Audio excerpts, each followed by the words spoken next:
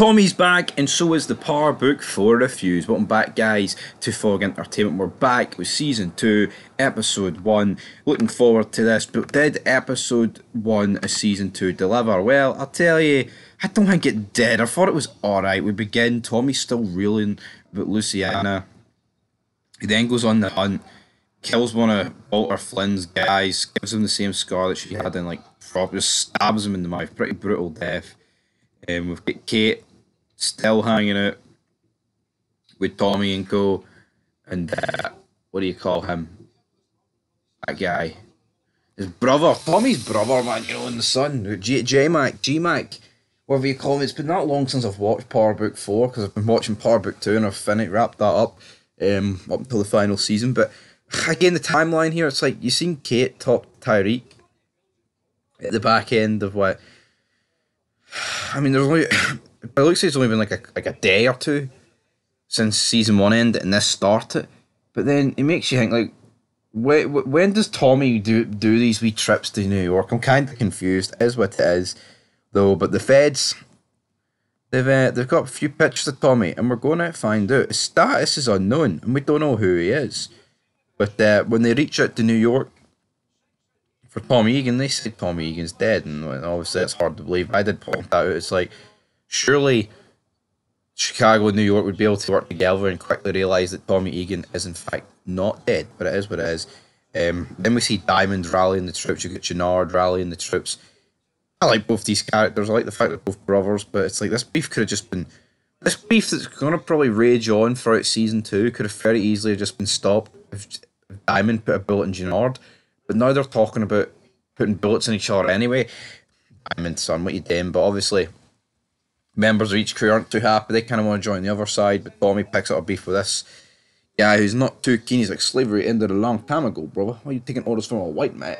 It's like, yeah, Tommy's just got plot armor here. If this was like, I've just got a feeling if this was real life, Tommy would have probably been killed by one of these guys, regardless of how good his relationship with Diamond is. Tommy looks like he could be starting a new relationship with a nurse who's like the brother of like the Connect in Chicago, like the cartel. Angel Rosario Jr., by the way, one of the henchmen, no real surprise. Diamond also has a new pro officer who's not going to be on the take, so how's he going to get around that? I'm not too sure. Then this guy who wants to run Chicago tells Walter Flynn that what's happened has been an absolute disaster and that the 4 horsemen came here and they all fucking died, and you know what? I can't believe that happened either, but he essentially asks for compensation. And then Tommy's like, oh, you know what, Tommy, not Tommy, Walter Flynn says, yeah, what about all the money I forked out during the Troubles back to the homeland? He's like, well, that's irrelevant, so yeah. Yeah, how's that wee Troubles going for you, big man? And I think Walter Flynn's days are numbered. Pretty sure he dies soon, which will suck. And his kids are still beefing with him. But Dahlia, though, that's still going on. The cook's still being held captive. But then, when Tommy leaks how to cook it, the cook ends up dying. There's your big Season 2 premiere death.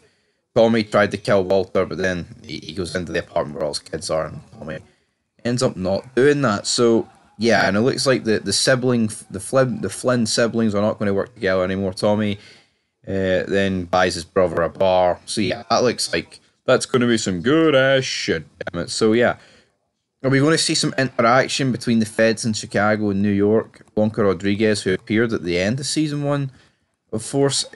There's just so much going on, isn't there? It's like between these two timelines, like, are we going to be able to sort this out? But Jenard, he's struggling here.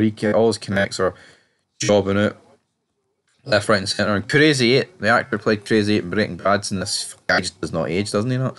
So that was good to see him. And we'll see how that goes. But yeah, like I said, the episode pretty much ends with Tommy killing the guy that joined Jenard's side. I don't know what. And also J-Mac bleeds a bit more, and that nurse who he's been flirting with helps him at the hospital.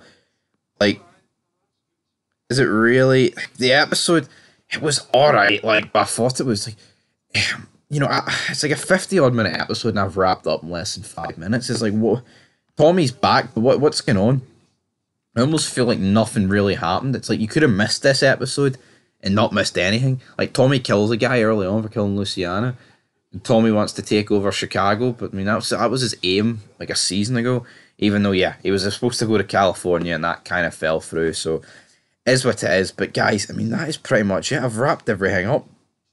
You know, Jenard sleeps with this woman who was down at the gym. The Serbs are, I mean, they're still a bit pissed. They threw Jenard a beating, saying that if he doesn't come through, they're going to kill him. So, I mean, what's going to happen to Jenard? I've got a feeling he will make it this season. But we'll have to wait and see who won't make it this season. I mean, I've had to do death predictions. I wouldn't be surprised if Diamond died this season. Walter Flynn, I'm pretty sure he does die. So, yeah, the money situation for the Flynns ain't good. Walter's humped. So you could sell some of your assets. I'm not selling any of my fucking assets, big man. Anyway, I'll give this episode a 5 out of 10. I thought it was pretty bland. Like, not much happened. So yeah, come on, Power Book 4. Deliver on Season 2, or I'll be disappointed.